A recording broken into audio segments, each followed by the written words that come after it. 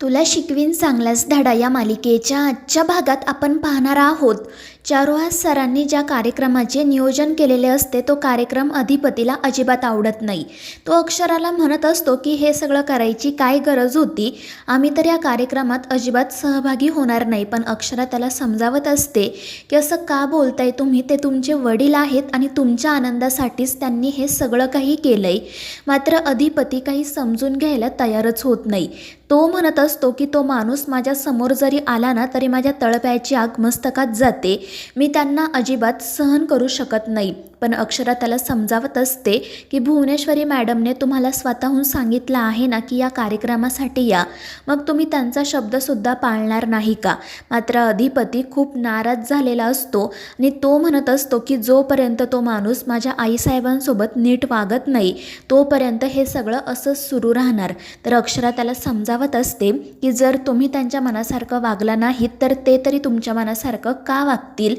त्यामुळे तुम्ही आधी त्यांच्या मनासारखं वागा. त्यांनी तुमच्यासाठी या कार्यक्रमाचं आयोजन केलं आहे, त्यामुळे तुम्ही या कार्यक्रमाला चला आणि मग हळूहळू त्यांचंही वागणं बदलेल. आणि त्यामुळे अधिपतीचा नाईलाज होतो.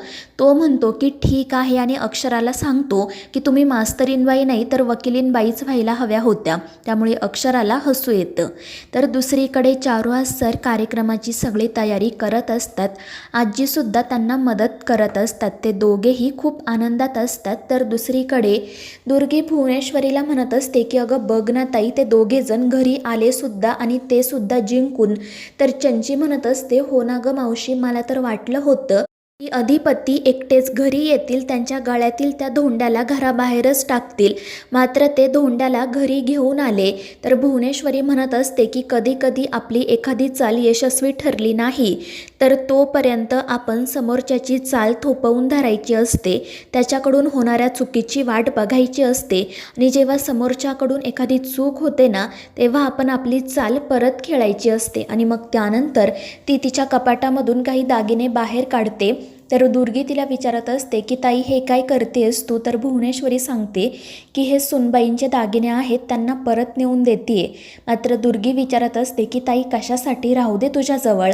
मात्र भुवनेश्वरी म्हणते की हे बघ दुर्गे, तुला माहिती आहे आम्ही सगळे रीतिरिवाज नीट पाळतो आणि जोपर्यंत सुनबाई या घरात आहेत तोपर्यंत त्या सूर्यवंशींच्या सुनबाई आहेत, त्यामुळे त्यांना हे दागिने द्यायलाच हवेत. त्या काय आता लंकेच्या पार्वती म्हणून घरात फिरतील का. आणि भुवनेश्वरीचं असं बोलणं ऐकून दुर्गी गप्प बसते.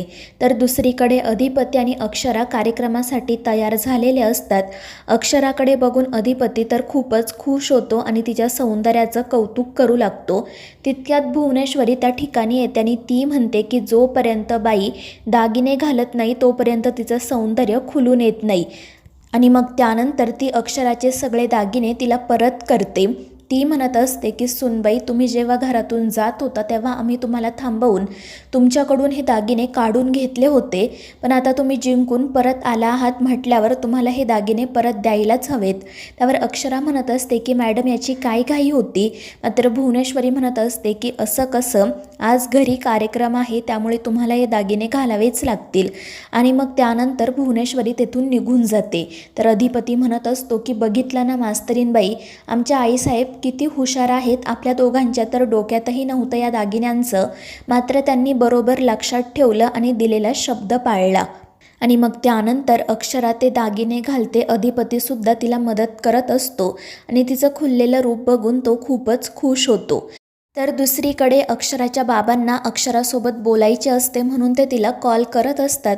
मात्र अक्षरा कामात असल्यामुळे तिला त्यांचा कॉल रिसीव करताच येत नाही आणि त्यामुळे तिचे बाबा काळजीत पडतात. तर आई त्यांना समजावत असते की तुम्ही काळजी करू नका, ती कामात असेल, फ्री झाल्यानंतर ती करेल कॉल आणि आपण त्या दोघांना घरी जेवायला बोलावणार आहोतच ना. त्यावर बाबा म्हणत असतात की हो ग, पण मला तिची खूप आठवण येत आहे. आणि मग त्यानंतर ते दोघेजण अक्षरा अधिपतीविषयीच बोलत बसतात.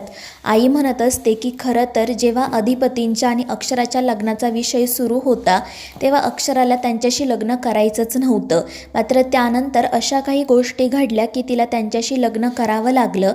तेव्हा तर मला खूप भीती वाटत होती की ती हे सगळं कसं निभावून नेणार. पण बघा ना, वेळ कशी पटकन बदलली. अधिपतींचं तर आपल्या अक्षूवर प्रेम होतंच, मात्र अक्षराचं सुद्धा आता त्यांच्यावर प्रेम आहे. त्या दोघांचा संसार आता नव्याने सुरू झाला आहे आणि हे बघून मला खरंच खूप बरं वाटतंय. आणि त्यावर बाबासुद्धा म्हणतात की अगदी खरं आहे. तेव्हा तर मलाही रात्र रात्र झोप येत नसायची, पण आता त्या दोघांना संसार करताना बघून खूप आनंद होतोय. तर दुसरीकडे ओंकार आणि शिवानीसुद्धा घरी आलेले असतात. त्यांनीसुद्धा कार्यक्रमासाठी मदत केलेली असते. त्यांना बघून आजी आणि चारुहास सरांना खूप आनंद होतो. तितक्यात अधिपती अक्षरासुद्धा त्या ठिकाणी येतात. ओंकार शिवानीला भेटून त्यांनाही खूप आनंद होतो. तर ओंकार आणि शिवानी त्यांना पुष्पगुच्छ देत त्यांचं अभिनंदन करतात. आणि त्या सगळ्यांच्या गप्पा सुरू असताना अधिपती भुवनेश्वरीबद्दल विचारतो आणि त्यावेळी चारुहास सर म्हणतात की या कार्यक्रमाचं नियोजन मी केलं आहे म्हटल्यावर ती इथे येणार नाही. तर अधिपती म्हणत असतो की जर आईसाहेब इथे आल्या नाही तर आम्हीसुद्धा इथे थांबणार नाही.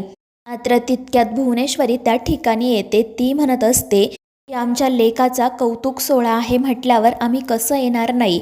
आणि तिला बघून अधिपतीला तर खूपच आनंद होतो.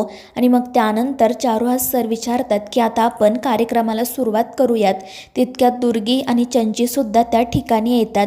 मात्र ओंकार आणि शिवानीला बघून दुर्गी म्हणत असते की हा कौटुंबिक कार्यक्रम आहे ना, मग यांना कशाला बोलावलं. आणि तिच्या अशा बोलण्यामुळे त्या दोघांना वाईट वाटतं. मात्र अधिपती म्हणत असतो की हे दोघेजण आमचे खूप चांगले मित्र आहेत, फॅमिली मेंबर्स आहेत, तू उगाच काही बोलू नको. त्यामुळे दुर्गी गप्प बसते. आणि मग त्यानंतर कार्यक्रमाला सुरुवात केली जाते. चारुहास सर सांगत असतात की जास्त काही नाही आहे, पण अधिपती आणि अक्षरा एवढं मोठं दिव्य पार करून पुन्हा घरी आले आहेत म्हटल्यावर आपण त्यांचं कौतुक करायलाच हवं. आणि म्हणूनच आपण काही खेळ खेळूयात, गप्पा मारूयात आणि आनंदात वेळ घालूयात. आणि मग त्यानंतर शिवानी सगळ्यांना सांगते की आता आपण इथे पिलो पासिंगचा खेळ खेळणार आहोत. मात्र दुर्गीला काही कळत नाही. त्यामुळे मग शिवानी तिला पिलो पासिंग म्हणजे काय ते नीट समजावून सांगते. मात्र भुवनेश्वरी म्हणत असते की मी काय हा खेळ खेळणार नाही, परंतु अधिपती तिला समजावतो आणि त्यामुळे तीसुद्धा खेळ खेळायला सुरुवात होते. आणि मग ते सगळेजण गोल करून बसतात.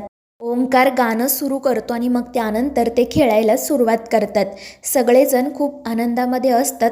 आणि मग पहिल्याच फेरीमध्ये दुर्गीवर राज्य येतं. ती मात्र चीटिंग करत उशी चंचीकडे फेकते. मात्र सगळ्यांनी बघितल्यामुळे तिला नाईलाजाने राज्य घ्यावंच लागतं. आणि मग त्यानंतर ती बाऊलमधून एक चिठ्ठी उचलते. त्या चिठ्ठीवर जे काही लिहिलेले असते ते तिला करायचे असते आणि त्यावर असे लिहिलेले असते की तुम्ही एखादा जोक सांगा. त्यामुळे दुर्गी घाबरते. तर चंची हसतच म्हणत असते की मम्मी तू काही बोलली तरी तो जोकच होणार आहे. त्यामुळे दुर्गी अजूनच चिडते. तर इतर सगळेजण मात्र हसत असतात. तर मित्रांनो, या मालिकेच्या पुढील भागांच्या अपडेट्ससाठी आपल्या चॅनेलला सबस्क्राईब करा.